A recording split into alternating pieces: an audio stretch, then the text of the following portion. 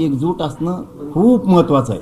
म्हणून मराठा समाज तर एकजूटच आहे, त्याच्यात काय दुमत असायचं कसलंच कारण नाही. परंतु आता जो पश्चिम महाराष्ट्रानं इतिहास घडवला ना, यामुळं पुरं राज्य ढवळून निघाले. विदर्भ म्हणतोय आम्ही कुणबी आहेत, मराठी आहेत, पण आम्ही मात्र 100% तुमच्या लेकराच्या मदतीला येणार आहेत. बावनकुळ्यानं आणि शिरसाटनं मराठा समाज जे उद्ध्वस्त करायचा ठरवला आहे ना, त्यांनी जो जातीय तेढ निर्माण केला आहे, त्यांनी जो मराठा समाजावर अन्याय करायचं ठरवलं ना, ती आपल्याला मोडून काढावाच लागतोय. त्यांना आता 28 तारखेपर्यंत वेळ दिला आहे, त्यांनी दिलं आहे. नसता पुढची रणनीती आपण ठरवणार आहेत. पण मराठ्यांच्या लेकरांचं एकही प्रमाणपत्र जाऊ द्यायचं नाही. 58 लाखाच्या नोंदी घ्यायच्या, नोंदी घेतल्यात, त्याचे कुणबी प्रमाणपत्र घ्यायचे आहेत. हैदराबाद गॅजेटनुसार पूर्ण मराठवाड्यातल्या मराठ्यांना प्रमाणपत्र त्यांच्याकडून आता घ्यायचे आहेत. ह्या आंदोलनात 29 ऑगस्टच्या सुट्टी द्यायची नाही. सातारा संस्थान, कोल्हापूर, पुणे आणि औंध या गॅजेटेडचा GR घेऊन लागू करायचा आहे. बलिदान गेलेल्या कुटुंबाच्या नोकऱ्याचा जे ऊर्जा विभागाचा GR राहिला आहे ते सगळे घेऊन त्याची अंमलबजावणी करून पोरांच्या घरी ऑर्डर गेल्या पाहिजेत.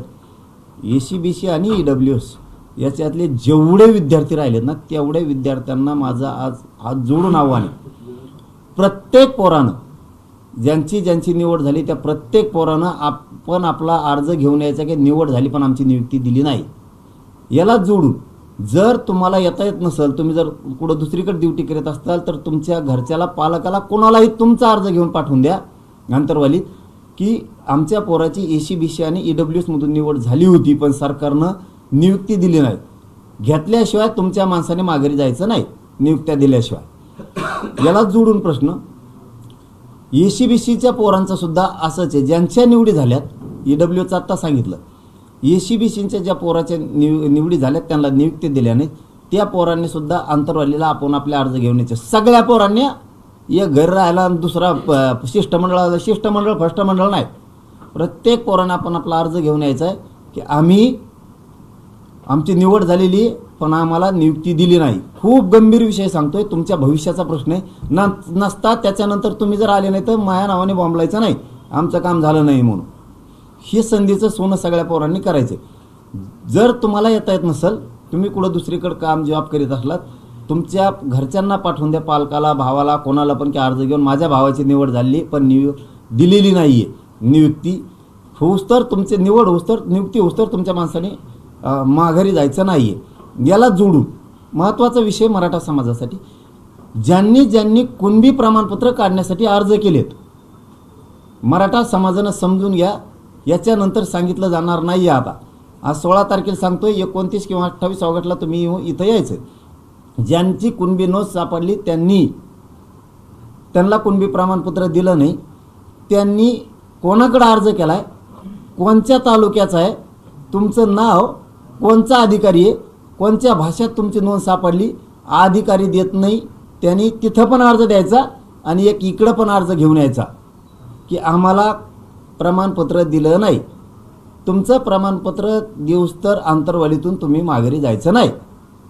दुसरं, ज्यांचे प्रमाणपत्र निघालेत पण त्यांनी व्हॅलिडिटीला अर्ज केला, व्हॅलिडिटी अधिकारी महाराष्ट्रासाठी सांगतोय, मग त्याच्यात विदर्भ पण आला. नंबर 1ला विदर्भाच्या नोंदी निघाल्यात, नंबर 2ला पश्चिम महाराष्ट्रात निघाल्या. म्हणून गाफील कुणी राहू नका. आता आमचा नंबर लय लांब आहे. ज्यांनी व्हॅलिडिटीसाठी अर्ज केलाय पण जाणून बुजून अधिकाऱ्यांना व्हॅलिडिटी दिल्या नाहीत, प्रमाणपत्र दिलेलं असून तो कोण अधिकारी आहे, कोणत्या तालुक्यातला आहे, तुमचं नाव काय आहे, तुमची नोंद कशात सापडली, प्रमाणपत्राची झेरॉक्स त्या अर्जाला जोडा. व्हॅलिडिटीला एक अर्ज त्यांच्याकडे करा आणि एक कागदावर लिहून इकडे अर्ज घेऊन या. तुमची व्हॅलिडिटी होऊस तर तुम्ही माघारी जायचं, आंतरवालीतून अजिबात नाही. ज्या पोरांना ॲडमिशन घेतलेत कुणबीतून, व्हॅलिडिटी टाकले पण देत नाहीत, जे पोरं शिकत आहेत त्यांना जर आंतरवालीला अर्ज घेऊन येता येत नसेल तर त्यांनी येऊ नका. तुमच्या भावाला किंवा वडिलांना कुणालाही पाठवा आंतरवाली आणि त्यांनी सांगा की आमचा मुलगा किंवा आमच्या भावानं कुणबीतून ॲडमिशन केलं आहे पण व्हॅलिडिटी देत नाही आहेत, पण पोराला शिकत आहे म्हणून त्याला येता आलं नाही तर मी आलो आहे, तसं तुम्ही या आणि तुमचं काम होस तर एकानं पण माघारी जायचं नाही. याचबरोबर ज्यांनी हैदराबाद गॅजेटनुसार अर्ज केलेत पण अधिकारी त्यांना कुणबी प्रमाणपत्र देत नाही, त्यांनी सुद्धा एक अर्ज तिथं करायचा तुमच्या स्थानिक मराठवाड्यात प्रत्येक तालुक्यात आणि एक अर्ज कागदावरती लिहून घेऊन यायचा आहे की आम्ही हैदराबाद गॅझेटियरनुसार अर्ज केला होता, या तहसीलदारकडं किंवा तुम्ही कोणाकडे केला त्याच्याकडं, ही आमचा तालुका आहे, हा अधिकारी आहे, हा देत नाही आहे आणि आमची नोंद या भाषेत सापडलेली, हे सगळं यावेळेस घेऊन यायचं, कोणीही मागं राहायचं नाही. याच्याच बरोबर महामंडळाअंतर्गत अण्णासाहेब पाटील विकास महामंडळाअंतर्गत आत्तापर्यंत 450 कोटी रुपये वर्ग झालेत, पण ज्यांचे व्याज परतावे राहिलेत ना, सरकार म्हणतं व्याज परतावे राहिले नाही, ज्यांचे व्याज परतावे राहिले त्यांनी आपला अर्ज घेऊन, तुमचा तालुका कोणचा आहे, तुम्ही कोणत्या साली महामंडळाकडून कर्ज घेतलंय, किती दिवसापासून तुम्हाला परतावा येत नाही आहे आणि तुम्ही कशावरती घेतलंय आणि तुमचं नाव काय अर्जदाराचं, हे अर्ज लिहून आणा कागदावरती आणि सांगा की आमचा व्याज परतावा दिला नाही. सगळ्यांच्या वतीनं 4-5 जणांनी यायचं नाही, प्रत्येकानं आपण आपला अर्ज घेऊन यायचा. ज्याचं काम होत नाही त्यांनी काम होस्तर अंतरवालीतून पुन्हा माघारी जायचं नाही, हे मराठा समाजाने लक्षात घ्या. आता याला जोडू, सारथी अंतर्गत जेवढ्या योजना आहेत याला जोडून पंजाबराव देशमुखांची योजना, पण कोणत्या पोरांना पंजाबराव देशमुखांचे शिष्यवृत्त्या भेटल्या नाहीत त्यांनी त्यांचा अर्ज घेऊन यायचा आहे की आम्हाला भेटलं नाही त्या पोरांनी. जर ते पोरं शिकायला असतील तर त्यांचा भाऊ किंवा वडिलांना पाठवून द्या. आज मी सविस्तर तुम्हाला सगळ्यांना सांगितलंय, याच्यावरती कोणीही विनाकारण व्हायबल व्हायचं नाही. कोणचा अभ्यासक काय म्हणतो, कोण काय म्हणतो, देण द्यायचं नाही कोणाकडं. हे सगळं राजकीय स्वार्थापोटी चाललेलं आहे, आपलं गरिबांच्या लेकरासाठी चाललेलं आहे. काहींचं सरकार आणि नेते खुश करण्यासाठी आपल्यात राहून चाललंय आणि आपलं फक्त आणि फक्त मराठ्यांच्या समाजाच्या लेकरासाठी चाललंय. म्हणून काहींना आपल्यातल्याला समाजाचं हित नाहीये, त्यांना त्यांचं हित बघायचंय. दोन्ही डगरीवर पाय ठेवून त्यांचे डाव सुरू आहेत, इवळायचंय फक्त. त्यांना आयुष्यात काहीही करता आलेलं नाही, हे मराठा समाजाने समजून घ्या. म्हणून सारथीच्या कोणत्या योजना बंद केल्यात त्याचा सुद्धा डिटेल अर्ज अंतरवालीत घेऊन या. त्या योजना सुरू होस तर ज्याने अर्ज दिलाय त्याने अंतरवालीतून पुन्हा माघारी जायचं नाही. नसता आम्हाला द्यायचा अर्ज ती झोपला घरी जाऊन, आमच्या रातनं वेळेवर गर्दीमुळे ध्यानात तिथं तुम्हाला सेपरेट एका जागेवर जागा दिली जाणार आहे अर्जदारांसाठी. हा फक्त मंत्री आले शिष्टमंडळ की तुम्ही यायचं, अभ्यासकांना सुद्धा एक जागा दिली जाणार आहे, त्यांनी सुद्धा त्याच जागेवरती राहायचं. मंत्री आलं की यायचं, मंत्री गेलं की तिकडे जायचं. मीडियात बोंबलायचं नाही, इथं ती शाळा जमत नाही. ती तुमची शाळा तिकडं असते तुमच्यात बैठका लागल्या का सरकारच्या टेबलावर उड्यान शानफाना कर, बैठकी हिसकुटून दी. जर सरकारला काही कळा ना, मराठ्याला काही कळा ना काय मिळालं, तशा बैठका आम्ही खूप बघितल्यात. बैठक हिसकुटून लावायला काय येते आणि काही पोट तिडकीनं सांगायला येते सरकारला, मग ते तुम्ही उड्या हाणणार आणि समाजाचं वाटलं करणार. इथं ती शानपणा जमणार नाही, नसता अंतरवालीत पाय ठेवायचा नाही. इथं समाज हितासाठी यायचं, समाजाच्या कल्याणासाठी यायचं, बोंबलासाठी यायचं नाही. लगेच गेला बोंबलात मीडियापाशी ज्ञान पाजळलेलं, त्यासाठी इथंच हे करायचं. म्हणून जे पोरं अर्ज घेऊन येणार आहेत त्यांसाठी एक सेपरेट जागा दिली जाणार आहे, निवांत बसायचं तिथं. मंत्री आले की आम्ही बोलून घेतो, अभ्यासक आले एका जागेवरती जागा दिली जाणार आहे, मंत्री आले की यायचं. विषय चालला होता आपला सारथीच्या ज्या योजना बंद पडल्यात त्या सगळ्या योजना पुन्हा सुरू करून घ्यायच्या. म्हणून कोणत्या बंद केल्यात, ओबीसींना काय सुरू आहे, मराठ्यांना काय सुरू नाही, हे सगळं सुरू करून घ्यायचं सारथीच्या मार्फतचं. पंजाबराव देशमुखांपासून सगळं ही झाला आपला क्लिअर विषय. सरकारनं 30 मेच्या आंदोलनात आपण उन्हात जे आंदोलन केलं त्यावेळेस ओबीसीचा JR काढला. बघा किती फसवायचं असतं एखाद्याला. 3 महिने झालेत त्या JRची अंमलबजावणी नाहीये. पोरांनी ॲडमिशन घेतले, पूर्ण फीस दिली. काय पागल समजता का आम्हाला तुम्ही, शिंदे आणि फडणवीस? समाजाने तुम्हाला गोड बोललं, डोक्यावर घेतलं म्हणून तुम्ही समाजाच्या डोक्यावर मुतणार का? ही कोणची शाळा आहे? मी समाज मरू देणार नाही, तुम्हाला राजकारणातून संपू पण समाज मरू द्यायला जाणार नाही. फीस पूर्ण घेतल्या, त्याच वेळेस सांगितलं होतं आम्ही, फीस शाळावाले सगळे मागायलेत. तुम्ही हसन मुश्रीफ साहेबांच्या मंत्रालयाचं पत्र काढा, दादा भुसे साहेबांच्या मंत्रालयाचं पत्र काढा, चंद्रकांत दादा पाटलांच्या काढा, तुम्ही कृषीमधलं काढा, सगळे पत्र काढावं लागते, तुम्हाला ओबीसी मंत्रालयाचं पत्र काढावं लागेल, तेव्हा हे अधिकारी हे करतात. तुम्ही राज्याअंतर्गत ॲडमिशन, देशांतर्गत ॲडमिशन घेतलेल्या पोरांना सुद्धा महाराष्ट्रातल्या पोरांनी तिकडे ॲडमिशन घेतल्यामुळे सवलती लागू होणार आहेत असं सांगितलं. केल्या लागू सवलती? तुम्ही सवलत लागू म्हणा आम्ही लय दिलं. अरे ज्यावेळेस तुम्ही दिलं, आम्ही दिलंच म्हणलो. फडणवीस साहेबांनी काय शब्दांत दुखवलं नाही वर्षात, एकही शब्दांत दुखवलं नाही, एकही. कारण आम्हाला वाटलं आता आमच्या समाजाचं कल्याण करायला, काहीच करणार तुम्ही पुढं. तुमच्या स्वतःच्या मंत्रालयाचा काढला नाही तुम्ही. प्रताप सरनाईक साहेबांनी त्यांच्या बलिदान गेलेल्या कुटुंबासाठी JR काढला. उदय सामंत साहेबांनी त्यांच्या मंत्रालयाचा काढला, MIDCचा. महावितरणमध्ये सुद्धा पोरांना शैक्षणिक पात्रतेनुसार बलिदान गेलेल्या कुटुंबाला नोकऱ्या दिल्या, काढला तुम्ही, काढला JR. इथंच भावना कळते तुमचे मराठ्यांविषयी किती पोटदुखी आहे. नसता आम्हाला बोलायची गरजच नव्हती. आम्हाला ह्या गोष्टी काही करायचीच गरज नाही. बलिदान गेलेल्या कुटुंबाचे काहींचे पैसे तसे राहिले, काहींच्या नोकऱ्या राहिल्यात. का बरं तुमचे अधिकारी सांगितलं नाही कलेक्टर ऑफिसमधून त्यांना की बाबा रे तुम्ही MIDCत महावितरणमध्ये नोकऱ्याला अर्ज करा, तुम्ही ST महामंडळात अर्ज करा, आम्हाला सरकारच्या ऑर्डर आहेत की ताबडतोब यांना नोकरीवरती घ्या. केलं तुम्ही मला आंदोलन सुरू झालं की 6 महिन्यानं सांगितलेले महाराष्ट्रातल्या सगळ्या केसेस मागं घेतो, घेतल्या तुम्ही. अरे किती जीव घेणाऱ्या काय गरीब समाजाचा.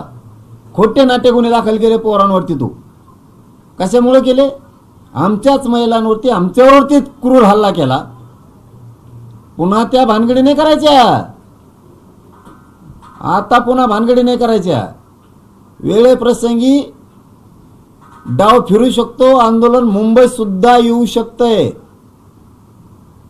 तुम्ही तराला लावू नका, फायनल अंतरवालीच आहे. मला काय माझ्या समाजात सांगितलं, मी मुंबईत गेलं तरी तुम्हाला आरक्षण पाहिजे, आंतरवालीत असलं तरी आंदोलन पाहिजे. मी कुठेही करू, तुमच्या लेकराचं कल्याण कराल ना.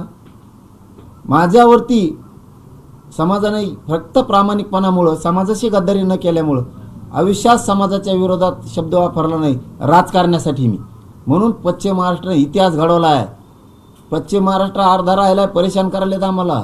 आमच्याकडे पण या, आम्ही वाट बघतोय. पण मी माझ्या सगळ्या मायबापांना सांगतो, मला पश्चिम महाराष्ट्रात आता राहिलेल्यात येता येत नाही, तब्येत खराब आहे. मराठवाड्यातही शक्यतो दौरा होईल का नाही माहीत नाही, पण लय आग्रह धरला आहे. तब्येतीवर शेवटी अवलंबून आहे. विदर्भातल्या बांधवांना माझं हेच सांगणं आहे, जर माझं येणं झालं नाही तर तुम्ही आपण आपल्या गावात बैठका सुरू करा, कोणाची वाट बघू नका. आमच्याकडे येऊ नये आला म्हणून आम्ही बैठक नाही घेतली. घराघरात जा आणि सगळ्यांना सांगा 29 ऑगस्टला अंतरवालीत जायचं. यावेळेस शेवटचा निर्णायक लढा करायचा. मराठ्यांची एकही मागणी म्हणतोय मी माग ठेवायची नाही.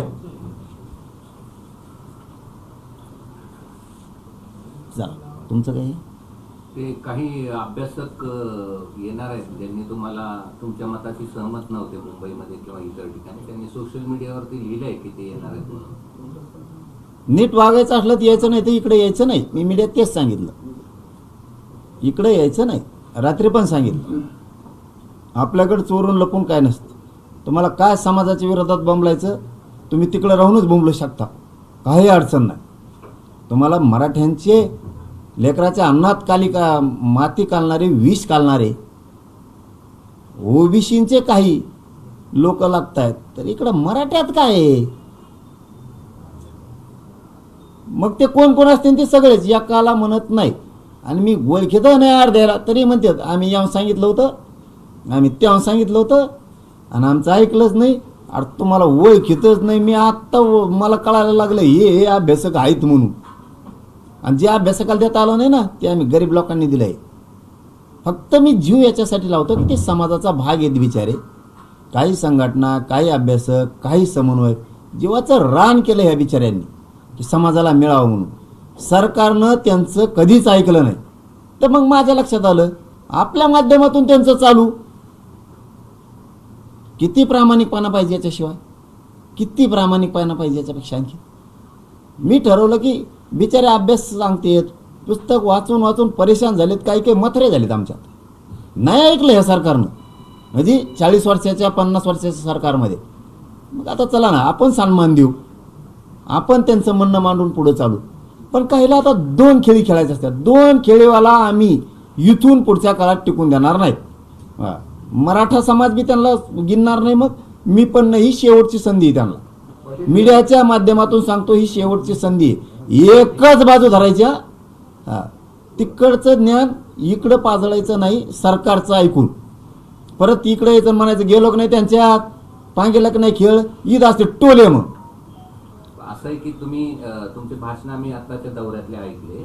त्या दौऱ्यामध्ये तुम्ही असं म्हटलात की सगळं शेवटीचं जे मिळालं नाही तुम्हाला जे काही, तर त्याचं सगळं खापर तुम्ही अभ्यासकावरच फोडलं. हो हो म्हणतेत, हो हो म्हणतेत आणि नंतर काय असं करतात. मग आज अभ्यासक कसं येतील असं जर तुम्ही त्यांच्यावर खापर फोडत असाल तर? आणि मग नाही म्हणत नाहीत का यायला? तुम्ही नाहीत का साक्षी? हं. तुम्ही सगळे साक्षी झाले. मी काय खोटं बोलतो? मीडियाच्या समोर विचारतो मी कवा बी. सोडू का उपोषण? ते काय आहे, तुम्ही कंदुरी बघितलेली की बोकडाची?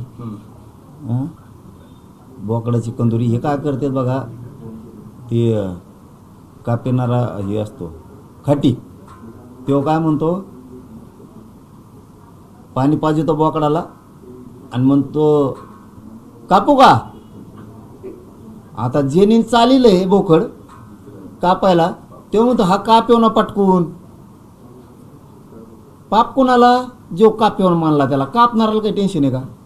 तसं मी यांना विचारतो ना राव दरबारींना, येईन केलं मग बकरा बळी हेच सांगत येत. हा लय छान हो, असा जार होणे नाही. तेच म्हणतात विश्वास ठेवतो तुम्ही. मला गरिबाचं कल्याण करायचंय. करा बाबा काहीतरी, पण विश्वासानं करा समाजाच्या. तुम्ही नेत्याकडे बी जाणार आणि इकडे बी येणार, तर नेतेच ऐकून तुम्ही इकडं मग दूषित वातावरण होतंय. तसं होतंय. मग बकरा गर्दीत मी प्रत्येक वेळेस विचारलं, आत्ता विचारलं ह्या टायमाला सुद्धा, ही SOP अमकं तमकं बरोबर आहे का? एकदम बेस्ट आहे म्हणजे. म्हणलं तुम्ही उपोषण सोडल्यावर मागं होत्या मीडियाचं पुन्हा काढा. म्हणलं उपोषण सोडल्यावर पुन्हा 7-8 दिवसांनी तुम्ही उलटच म्हणता बरं का. त्याच्यापेक्षा मी सोडितच नाही. नाही म्हणलेलं आहे बेस्ट आहे. 1.5 घंटा चर्चा केली म्हणले आम्ही आलेल्या शिष्टमंडळाची. काहीच हरकत नाही. याच्या अगोदरचं सांगतो आता. ते झालं मुंबईत JR घेऊन आलो. हेच हॉस्पिटल आहे. इथं आल्याच्या नंतर 6 दिवस मला काही सुधारलंच नाही. 7व्या-8व्या दिवशी 7-8 जण आले अभ्यास XYZ आले म्हणले. म्हणलं मी विखे पाटला तिथं बोललेलो आहे, JR सुधारित करायची वेळ आली तर करावं लागल. म्हणले ओके करणार. मग 7-8 जण अभ्यासक आले की ते भेटायला आले. पण मी बोलता बोलता म्हणलो बाबा JR व्यवस्थित आहे का बघा, काही दुरुस्त्या करायच्या असल्या सुधारणा करू. ते काय म्हणतात मला, हो आम्ही त्यासाठी चालतो. आता काय करायचं, आमच्याकडे मोठा सनदी अधिकारी मोठा, आणि त्यांनी JR पण काढलेले आहेत मंत्रालयात याच्या अगोदर, आणि विभाग आयुक्त पण होते. आणि म्हणलं मला काही हरकत नाही ना, माझा तुमच्यावरती विश्वास नाही असं नाही. तुम्हाला जी बदल करायचा ती करा, काही म्हणणं नाही माझं, सुधारित करून घेऊ आपण. जावा मग म्हणलं जा. गेले सनदी अधिकारी 10-10:30 गेले सकाळी. मला वाटतं 7:45च्या टायमाला संध्याकाळी माघारी आले. ते म्हणले साहेब म्हणले असा JR होणं नाही, मराठ्यांचं आयुष्याचं कल्याण झालं. छान. म्हणलं मग ठेवायचा का? म्हणे बोलायचंच नाही शब्द. माझं साक्षीदार आहे तेच अभ्यासक 6 त्यातले. आता तेच म्हणते तेव्हा झालं आणि तेव्हा झालं. सनदी अधिकारी तुमचाच. इथं आल्यावर मला नाव सांगितलं, जोस्तर नाही सांगितलं. प्रश्न तोच आहे ना की तुम्ही सगळ्या अभ्यासकांना बोलवता आणि परत त्यांच्यावरच खापर फोडवता. आता येतील का? तुमचं तसंच म्हणता की बा. अभ्यासक येतील मी का? फोडितो आणि का? त्याला दुसरा जोडून प्रश्न असा आहे की आता आलेले अभ्यासक वेगळे असते आणि सोडायच्या वेळेला आलेले अभ्यासक वेगळे असते. आता मी तरी काय करू, ते तर घरी जाऊन झोपते. बायकोचाच फोन आला, पोरगा शाळा सोडायचं होतं, बोचाच वाचून घ्यायचा होता, आणि मग काय तर राव. हां, मग मी मारतो झकीकडे, उपोषणाला बसतो, रक्त जाळीतो, जीव जाळीतो, आणि टायमाला ते कुठेतरी निघून गेले असते. फीस भरायची, नामकच करायचं, ह्याच नेऊन सोडायचं, आणि त्याचं दुखत होतं म्हणून दवाखान्यातच गेलतो. आणि मग मला येऊस तर थांबलेत नाही. आता तुला येऊस तर थांबायचं का आता पुन्हा? मग हे असलंय. खरं बोललं की सख्या आईला राग येतो तसं खेळी आता येऊ. तुम्ही नाहीत करावं साक्षीदार. तुम्हाला चोरून काय करतो राव मी माझ्या गरिबाच्या कल्याणासाठी लढतो. आता हे वारंवार बदलत, त्याला मी काय करू? काय अभ्यासकाच सांगितलं मी तुम्हाला, जीव चालला राव त्यांचा. शपथ सांगतो जीव चालला अक्षरशः समाजाला मिळावं.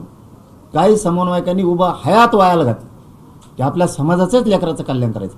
कित्येक तरी संघटनेत आमच्या की उभ्या हयात रस्त्यावर आहेत समाजाला मिळवून. पाटील, एक चर्चा यावेळेस अशी आहे, देवेंद्र फडणवीसचं टार्गेट तुमचे नेहमीच राहिलेले आहेत, मात्र यंदा लिस्ट वाढलेली आहे. एकनाथ शिंदे झालेले, आता संजय शिरसाट झाले, आणि खास करून बावनकुळेंबाबत तुम्ही खूप पर्सनल लेवलवर जाऊन टीका करतायत, अशा पद्धतीचं बोललं जातं. त्यांनी पर्सनल वाटोळं केलं आमचं समाजाचं, म्हणून पर्सनलवर जाणार. त्या माणसाबद्दल ते शब्द आहेत माझे. या माणसाला जर फोन लावला तर 4 मिनिटं सुद्धा लागून देत नाही समोरच्याचं काम करायला. शक्तिपीठ महामार्गात त्याचा अनुभव आहे मला, म्हणून बोललो. तोच माणूस पर्सनल वाटोळं करायला लागला आमच्या जातीचं. त्यांना जातीवाद करायची अजिबात गरज नव्हती, मराठ्यांवर अन्याय करायची अजिबात गरज नव्हती, अजिबात काही संबंध नाही त्यांचा आमच्याशी. आमच्या व्हॅलिटी रद्द करायचा काय अधिकार नाही. आणि मी समाजाचा आहे. तुम्ही जे म्हणलात ना, यावेळेस शिंदे साहेबासुद्धा बोलले, जे चुकला ते मी सोडणार.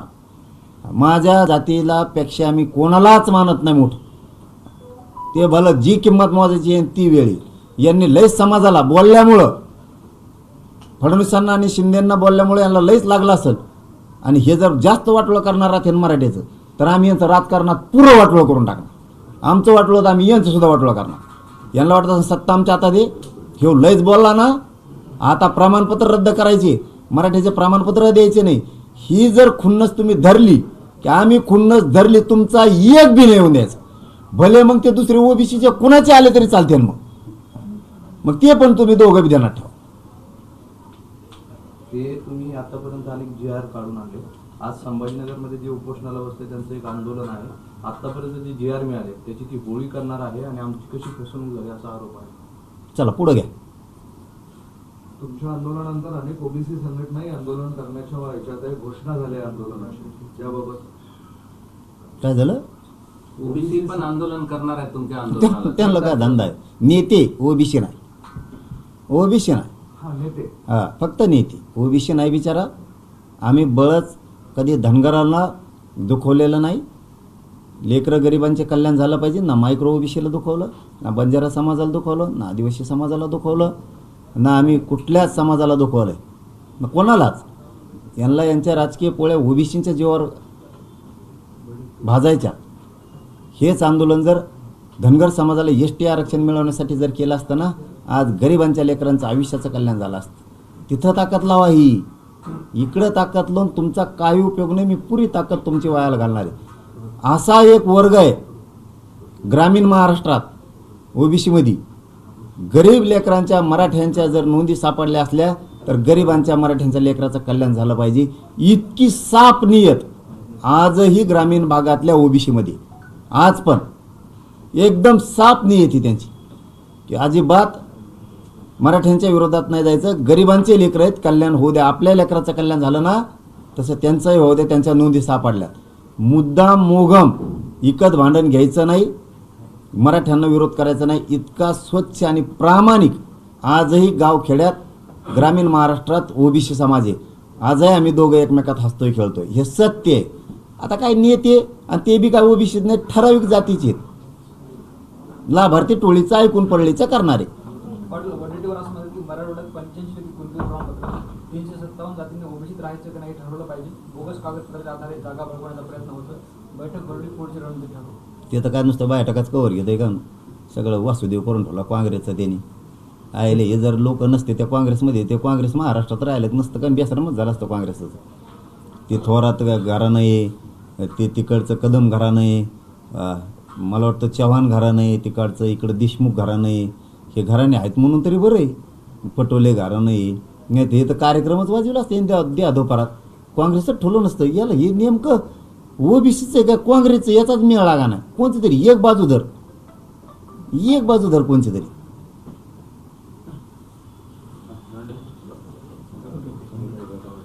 धन्यवाद.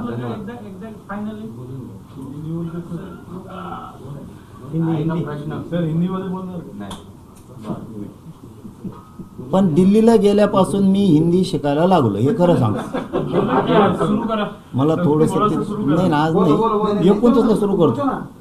29ला सुरू करतो. हा 29ला.